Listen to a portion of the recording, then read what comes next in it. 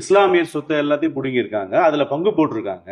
உங்க சொத்தை புடுங்கினா நீங்க சும்மா இருப்பீங்க, நிருபரை கை நீட்டி அவ்வளவு ஆவேசமா கேட்டிருக்காரு. விஜய் கட்சியோட பொதுச் செயலா இருக்கக்கூடிய புஷியானதுக்கு எனக்கு தெரிஞ்சு புத்தியும் கிடையாது, ஒண்ணும் கிடையாது. அவ்வளவு பெரிய பொறுப்பை விஜய் அவர்கள் அவரிடம் கொடுத்திருக்காரு பொழுது எதை சார்ந்து கொடுத்திருப்பான்னு ஒரு விஷயம் இருக்குல்ல. அவருடைய வயதிற்கு அதிகமாக ஒரு உழைப்பை டிவிக்காக போட்டுக்கிட்டே இருக்கிறாரு. 2 மணி 3 மணி வரைக்கும் பாத்தீங்கன்னா அவர் முழிச்சிருந்து அதுக்கப்புறம் தூங்கி திருப்பி அதிகாலையில் 6 மணிக்கெல்லாம் எந்திரிச்சு அவர் கிளம்பி போய் நான் ஸ்டாப்பா ஒவ்வொரு தொண்டன் அழைக்கக்கூடிய ஒவ்வொரு நிகழ்வுக்கும் கலந்துக்கிறது நல்லது கெட்டதுன்னு கட்சி பண்ணி கலந்து கொண்டதை தாண்டி எந்த அரசியல் கட்சி தலைவரும் செய்யாத இன்னொரு விஷயத்தை அவர் ஆனந்த் அவர்கள் செஞ்சிருக்காங்க. வெள்ளிக்கிழமை புஷியானந்த் அவர்களுடைய உடன் பிறந்த சகோதரி இறந்துட்டாங்க. உடல் ஞாயிற்றுக்கிழமை அடக்கம் செய்யப்படுவதாக இருக்கிறது.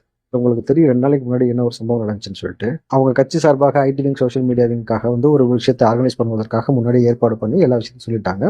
தன் சகோதரி இறந்த அந்த துக்கத்தை மறைச்சுக்கிட்டு அந்த நிகழ்வுல கலந்து கொண்டு அந்த நிகழ்வை சிறப்பாக செஞ்சு முடிச்சுட்டு இந்த வலி வேதனையை வெளியே சொல்லாம கனத்த இதயத்தோடு வந்த ஒவ்வொரு நபர்களையும் இன்முகத்தோடு வரவேற்று அவர்களுக்கு நிகழ்ச்சி முடிஞ்சு தன் கையாலே உணவு பரிமாறி அந்த பசங்களுக்கு அந்த கவலையை மறந்துட்டு அவங்களை உற்சாகப்படுத்தி வேலை செஞ்சு நீங்கள் ஆனந்த் அவர்கள் கிடைச்சதுக்கு விஜய் அவர்கள் நிச்சயமாக கொடுத்து வச்சிருக்கீங்கன்னா ஒரு அரசியல் கட்சி தலைவர் இப்படி இருந்திருக்கான ஒரு வரலாற்றுல இருக்கு. ஒரு ஆளை காட்டுங்க பார்ப்போம்.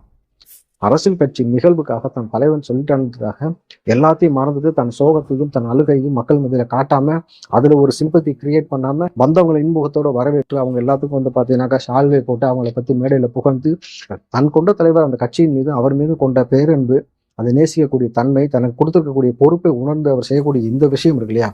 ஏன் ஆனந்த் அவர்களை இந்த பொறுப்புல போட்டாங்கன்னு எல்லாரும் கேள்வி கேட்டாங்கல்ல, அதற்கான சரியான விடை இதுதான். ஸோ இதற்கு மேல அவரை விமர்சிப்பதற்கு எவனுக்கும் தகுதி இல்லை.